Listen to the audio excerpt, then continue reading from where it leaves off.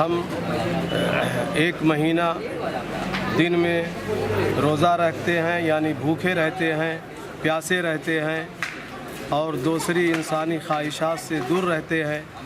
اس لیے اللہ تعالیٰ نے اس محنت و مشقت کے صلے میں یہ عید کا دن بطور انعام و اکرام کو ہم مسلمانوں کو عطا فرمایا، اس لیے کہ جب ایک مزدور مزدوری کرتا ہے تو مزدوری کرانے والا اس کو پوری مزدوری دیتا ہے۔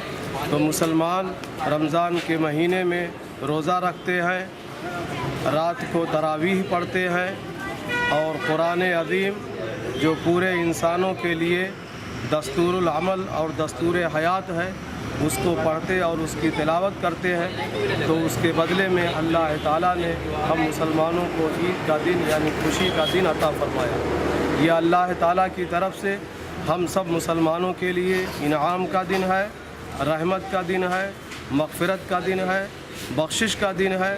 اللہ تعالیٰ ہم سب پر اور پورے عالم انسانیت پر اللہ تعالیٰ اپنی رحمت اور مہربانی فرماتا ہے اور اپنی رحمتوں اور برکتوں سے سب کو مالا مال فرماتا ہے۔ اس لیے آج کا دن یہ ہمارے لیے خوشی کا دن ہے کہ اللہ تعالیٰ نے بطور انعام کے ہم سب کو عطا فرمایا۔ اس خوشی کے موقع پر ہم اپنے تمام ملکی بھائیوں کو اپنے ساتھ مل جل کر کے رہنے کی نیک دعائیں کرتے ہیں اور تمنائیں اور آرزویں رکھتے ہیں۔ اللہ تعالیٰ ہمارا یہ اسلامی جذبہ ہمارے ساتھ اور تمام ملکی بھائیوں کے ساتھ برقرار رکھے اور قائم رکھے۔